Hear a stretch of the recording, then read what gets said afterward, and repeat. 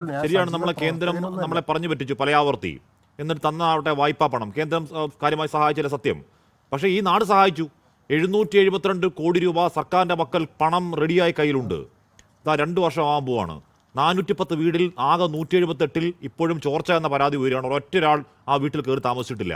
എന്നിട്ട് ഈ ഇലക്ഷന് മുമ്പ് താക്കോൽദാനം എന്നൊരു ചടങ്ങ് നടത്തി.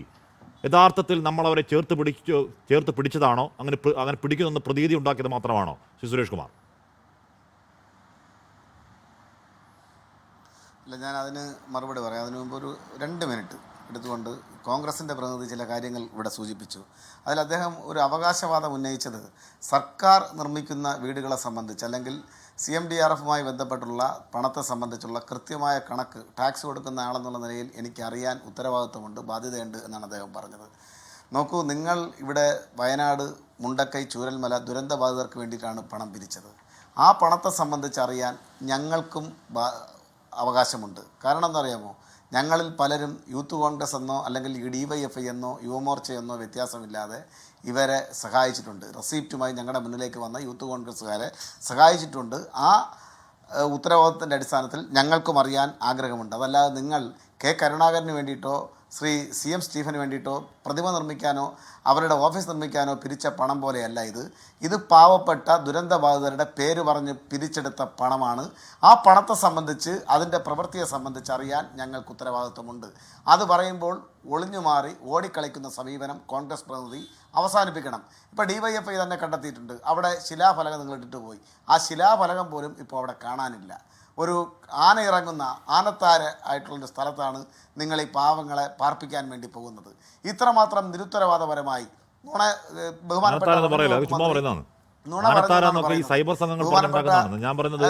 ഏതെങ്കിലും കാലത്ത് അവിടെ വീട് വെച്ച് താമസിക്കുന്ന മനുഷ്യന്മാരെ ആശങ്കപ്പെടുത്തല്ലേ ശ്രീ സുരേഷ് കുമാർ? ആനത്താരയോ അവിടെ എന്ന് ആന ഇറങ്ങി? ആ സ്ഥലത്ത് ആന ഇറങ്ങിയെടുത്ത് എങ്ങനെയാണ് വീടൊക്കെ ലൈസൻസ് കിട്ടുക? അല്ല, ആന ഇറങ്ങുന്ന സ്ഥലമാണെന്നാണ്. ആന ഇറങ്ങുന്ന സ്ഥലം പഞ്ചായത്ത് ലൈസൻസ് കൊടുക്കുന്നത് എങ്ങനെയാണ്? ഇറങ്ങുന്ന സ്ഥലമെന്നാണ് അവിടുത്തെ നാട്ടുകാർ തന്നെ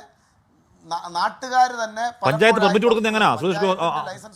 അത് ആനത്താരയാണെങ്കിൽ, ആന ഇറങ്ങുന്ന സ്ഥലമാണെങ്കിൽ പഞ്ചായത്ത് പെർമിറ്റ് കൊടുക്കുന്നത് എങ്ങനെയാ? പഞ്ചായത്തിന്റെ പെർമിറ്റുമായി ബന്ധപ്പെട്ട് ഞാനൊന്ന് പറഞ്ഞ് പൂർത്തീകരിക്കട്ടെ ഹാഷ്മി. ഇവിടെ നുണയെ സംബന്ധിച്ച് പറഞ്ഞു. ഈ മാർച്ച് 28-നാണ് കേരളം കണ്ട ഏറ്റവും വലിയ നുണ ഉണ്ടായിട്ടുള്ളത്. അത് പറഞ്ഞത് കേരളത്തിൻ്റെ പ്രതിപക്ഷ നേതാവാണ്. 10 ദിവസത്തിനകത്ത് വീടിൻ്റെ പണി ആരംഭിക്കുമെന്ന്.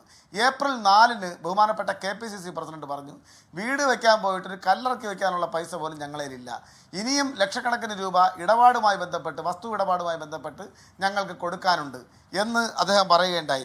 ഇവിടെ മറ്റൊരു കാര്യം കൂടെ അദ്ദേഹം രസാവഹമായി പറഞ്ഞു പോയതാണ്. ഏതൊരു MLA ഭക്ഷണം കഴിച്ചതുമായി ബന്ധപ്പെട്ട്. ഈ MLA ഭക്ഷണം കഴിച്ചത് നോക്കട്ടെ, ഞാനിവിടെ ഇരിക്കുന്നത് തിരുവനന്തപുരത്താണ്.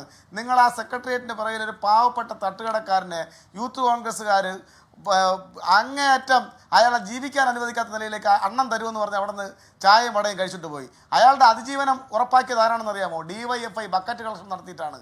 ആ നിങ്ങളാണ് ഞങ്ങളെ പഠിപ്പിക്കാൻ വരുന്നത്. നിങ്ങൾക്ക് നാണമില്ലേ ഇങ്ങനെ വന്നു നിന്ന് എന്തെങ്കിലും വായ്ത്താരിയായി ഇങ്ങനെ പറഞ്ഞുകൊണ്ടേയിരിക്കുക? തെറ്റുണ്ടെങ്കിൽ തിരുത്തുവെന്നേ. ഇവിടെ നൗഫൽ പറഞ്ഞല്ലോ. നൗഫൽ പറയുമ്പോൾ നൗഫലിനെതിരായി സൈബർ അറ്റാക്ക് വന്നതിനെ സംബന്ധിച്ച് ബഹുമാനപ്പെട്ട ഹാഷ്മി പറഞ്ഞത് ഞാൻ അങ്ങേയറ്റം അപലപിക്കുന്നു. പക്ഷേ അതിൻ്റെ ഉറവിടത്തിലേക്ക് നീങ്ങിയിട്ടുള്ള കാര്യങ്ങൾ, അവിടെ മന്ത്രി ഓടിയെത്തിയില്ലായിരുന്നെങ്കിൽ എന്താ പറയുന്നത്?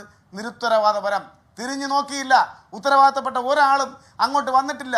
അവിടെ വന്ന മന്ത്രിയെ ആതിഥേയ മര്യാദ പോലും ലംഘിച്ചുകൊണ്ട് അദ്ദേഹത്തിന് ഇങ്ങനെ പറയാൻ കഴിഞ്ഞുവെങ്കിൽ ഞാൻ അതാണ് നേരത്തെ സൂചിപ്പിച്ചത്, ആവർത്തിക്കുന്നില്ല. ഇവിടെ താങ്കൾ ചോദിച്ചൊരു ചോദ്യമുണ്ട്, ഇത്ര കോടി രൂപ ഖജനാവിലെത്തി, വീട് നിർമ്മിച്ച് നൽകിയില്ലേ? ഞാൻ ചോദിക്കട്ടെ, അവിടുത്തെ ദുരന്തബാധിതരായിട്ടുള്ള ഓരോ വ്യക്തിയുടെയും ജീവിതത്തെ കൃത്യമായി നിയന്ത്രിച്ച്, കൃത്യമായി അവരിൽ സഹായം എത്തിച്ച്, അവരുടെ ദൈനംദിന ജീവിതത്തെ കൃത്യമായി പരിപാലിക്കുന്നത് ആരാണ്? സർക്കാരല്ലേ? അത് ഹിഡൻ ചെയ്ത് വെച്ചിട്ടല്ലേ നിങ്ങൾ ഈ 1-2 ഇല്ലാന്നേ, അവരുടെ ദൈനംദിന ജീവിതത്തെ പരിപാലിക്കേണ്ടത് സർക്കാരാണ്. അതെന്തോ ഒരു ഔദാര്യം എന്ന വീട്ടിൽ പറയല്ലേ അങ്ങും? അവർക്ക് വാടക കൊടുക്കേണ്ടത് എല്ലാം നഷ്ടമായവരെ ചേർത്ത് പിടിക്കേണ്ടത് സർക്കാരിന്റെ ഉത്തരവാദിത്തമാണ്. നമ്മൾ കൊടുത്ത പൈസയാണത്, അതല്ലാതെ ഏതെങ്കിലും ഒരു പാർട്ടി ഫണ്ടല്ല. അതിന് ആ ടോണിൽ പറയല്ലേ സുരേഷ് കുമാർ? ഞാനൊന്ന് പറഞ്ഞു പൂർത്തീകരിക്കട്ടെ. ആങ്കർ എന്നുള്ള നിലയിൽ താങ്കൾ എടുക്കുന്ന അവകാശത്തെയും സ്വാതന്ത്ര്യത്തെയും ഞാൻ തടസ്സപ്പെടുത്തുന്നില്ല. പക്ഷേ ഞാനൊന്ന് പറഞ്ഞോട്ടെ, നിങ്ങൾ മനസ്സിലാക്കേണ്ടത്, നിങ്ങളുടെ പക്ഷപാതിത്വം ഒളിച്ചു വെച്ചിട്ട് നിഷ്പക്ഷതയുടെ മുഖംമൂടി അണിയുമ്പോൾ നിങ്ങൾ മറച്ചു വെക്കുന്നൊരു കാര്യമുണ്ട്. ഇത് ചെയ്യുന്ന സർക്കാരാണ്, ആ സർക്കാരിൻ്റെ ഭാഗത്താണ് ഈ വീഴ്ച, അല്ലെങ്കിൽ ആ സർക്കാർ ചുമതലപ്പെടുത്തിയ ഏജൻസിയിൽ നിന്നാണ് ഈ വീഴ്ച എന്ന് പറഞ്ഞാൽ ഞാൻ അതിനെ അംഗീകരിക്കാം. പക്ഷെ നിങ്ങൾ അതല്ല പറയുന്നത്. ഈ കാര്യങ്ങളെല്ലാം ഞങ്ങൾ വീണ്ടും വീണ്ടും ഓർമ്മിപ്പിക്കേണ്ടതായി വരുന്നു. ഇവിടെ നിങ്ങളൊരു സബ്ജക്ട് എക്സ്പെർട്ടിനെ കൊണ്ടുവന്നു.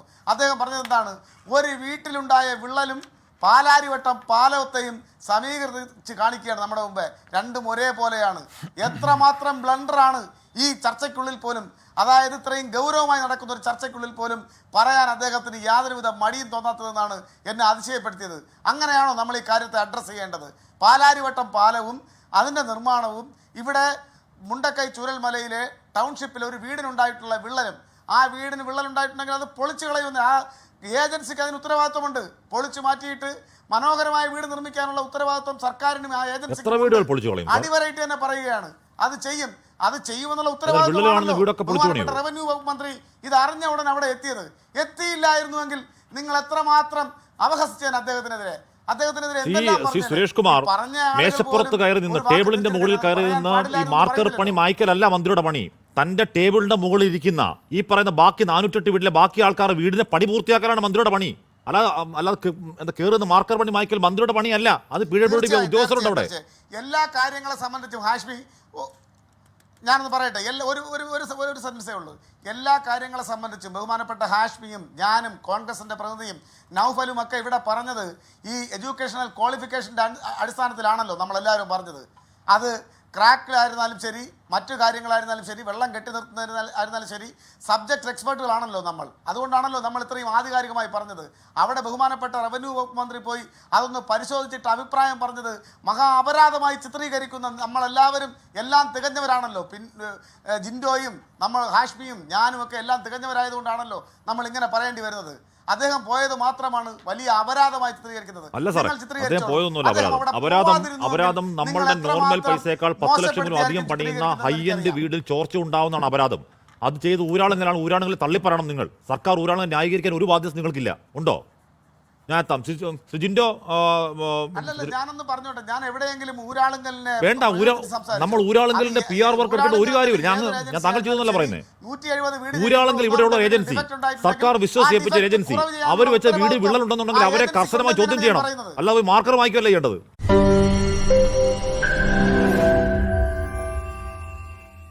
ലോകത്തെവിടെയായാലും ഏത് സമയത്തും 24 വാർത്തകളും ഓഗ്മെന്റഡ് റിയാലിറ്റി പാക്കേജുകളും എക്സ്പ്ലെയിനറുകളും വിശദമായി കാണാൻ ഞങ്ങളുടെ യൂട്യൂബ് ചാനൽ നിങ്ങൾക്ക് സബ്സ്ക്രൈബ് ചെയ്യാം.